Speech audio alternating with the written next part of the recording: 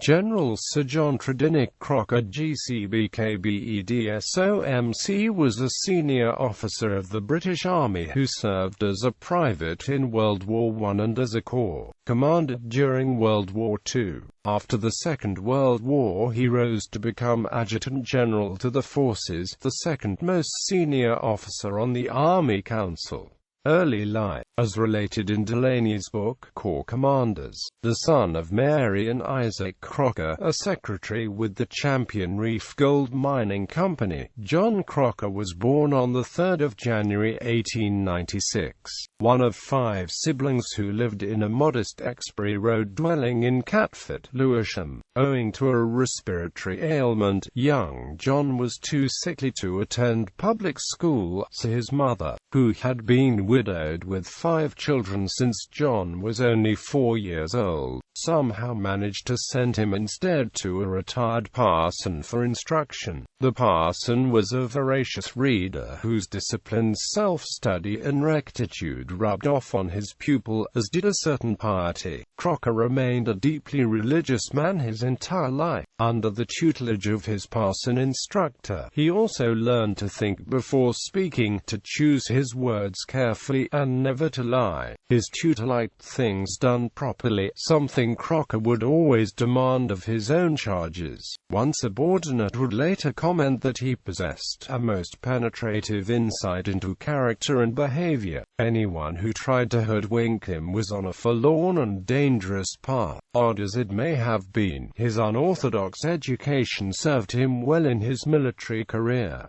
First World War. Upon the outbreak of the First World War, Crocker enlisted as a private in the Artist Rifles, a training corps for officers. He was commissioned as a temporary second lieutenant in the Machine Gun Corps in January 1917. He had a distinguished career in the war and in April and July 1918 was awarded respectively the Military Cross and Distinguished Service Order with 174th Machine Gun Company of 59th Division in France. He was also promoted to temporary lieutenant in July 1918. The citation for his MC Award, published in the official London Gazette, reads, T. 2nd Lt. John Tredinnick Crocker, M.G. Corps, for conspicuous gallantry and devotion to duty as section commander in a machine gun battery. He stuck to his battery until it was blown up, and then, going forward to the barrage, he salved 2 guns and took them forward to support the infantry, where the situation was uncertain.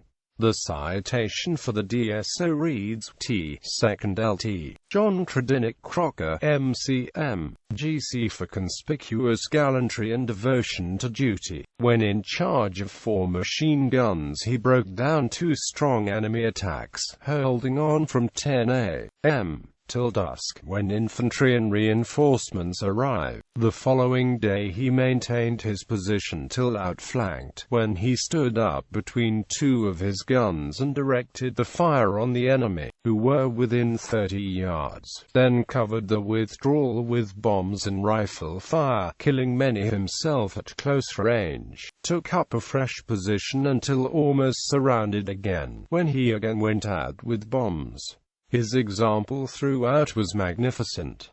Between the wars, after the signing of the armistice of the 11th of November 1918, Crocker left the British Army to train as a solicitor. However, he did not enjoy his new profession and returned to soldiering as an infantry officer in the Middlesex Regiment. His rank of lieutenant was confirmed at the end of 1920, and in early 1922 Crocker was seconded to the Royal Tank Corps to specialize in the then new field of armored warfare. His secondment became a permanent transfer in August 1923. He held a number of both field and staff posts, including Brigade Major to Percy Hobart and GSO-1 to Alan Brooke when the latter was commanding the Mobile Division. He also had a period of secondment to the Royal Tank School in India from September 1925 and was promoted captain from April 1929. Promotion in the interwar army was slow, and Crocker's advancement was evidenced by a succession of brevet ranks: brevet major in 1935, brevet lieutenant colonel in 1936, and brevet colonel in 1938. However, his permanent rank caught up when he was promoted full colonel in August 1938. By the time the Second World War began in September 1939, he was GSO-1, Staff Officer in Southern Command. Second World War. In April 1940, several months after World War II began, he was appointed to command of the 3rd Armoured Brigade, part of the 1st Armoured Division, in France. Crocker's brigade, like much of the British Expeditionary Force, was virtually destroyed in the Battle of France in May–June 1940. Landed at Cherbourg as the rest of the BEF retreated to Dunkirk. The 1st Armoured Division unsuccessfully attacked the German bridgeheads over the River Somme before returning to Cherbourg, where the remnants were evacuated. Back in Britain, Crocker was given command of the new 6th Armoured Division in September 1940 in the rank of Acting Major General. In October 1941, Crocker was selected to command one of the new armoured groups in Home Command, but was advanced to take over command of 11th Corps in East Anglia in March 1942 in the rank of Acting Lieutenant-General. In September 1942, he took command of 9th Corps, which saw service in the Tunisia campaign from March 1943. In his first battle, an attempt to cut off the Italian First Army at Fondoke Pass on 8 April 1943, Crocker underestimated the strength of the defences in front of him. Elements of 6th Armoured and U.S. 34th Infantry Divisions became entangled with each other, and when the armour eventually broke through, the Italians had escaped. Crocker's handling of his infantry was also thought to be poor, and his subsequent criticism of the Americans caused upset at Allied forces. Headquarters. 9th Corps was involved in heavy fighting during the latter stages of the campaign, but on the 27th of April, Crocker was wounded in a training accident during a demonstration of a Pi-80 anti-tank weapon shortly before the final battle for Tunis, and saw no further action in North Africa. On his return to service in August 1943, he was given command of 1st Corps, part of Miles C. Dempsey's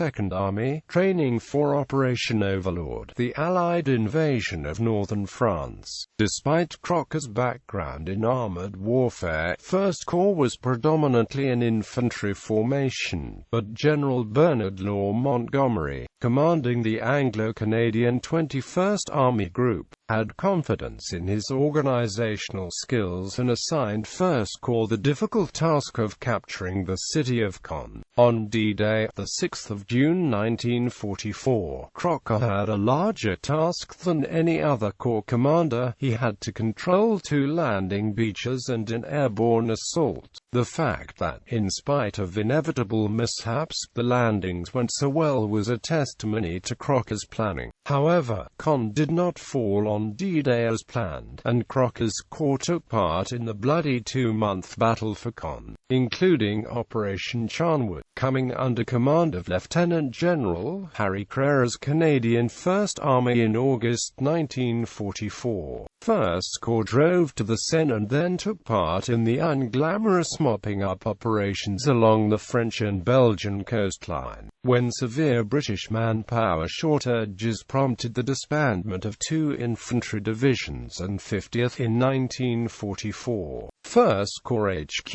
was withdrawn from the front line to take over the administration of the 21st Army Group's rear areas in Germany as it advanced across the River Rhine. In June 1945, Crocker returned to the United Kingdom to take over Southern Command. Crocker's only son, Wilfred Crocker, a tank officer serving with the 5th Royal Inniskilling Dragoon Guards, part of the 7th Armoured Division, was killed in action on the 20th of October 1944 fighting in the Netherlands. Later life. In 1945 he became General Officer Commanding-in-Chief Southern Command. Then in 1947 he moved on to be Commander-in-Chief Middle East Land Forces, and in 1950 his career culminated in him becoming Adjutant-General to the forces, before retiring in 1953. Crocker's permanent rank had been advanced to Lieutenant General in October 1945 and full general in 1947.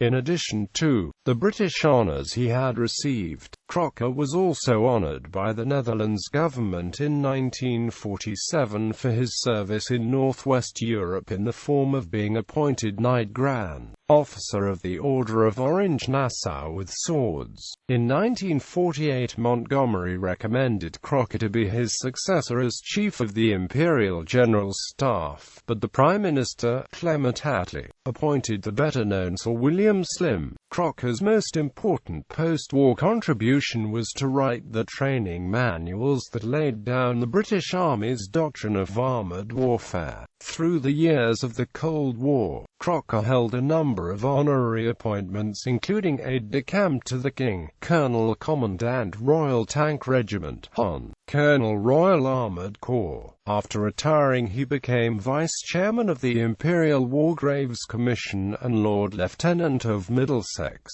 He was also a member of the Royal Patriotic Fund Corporation.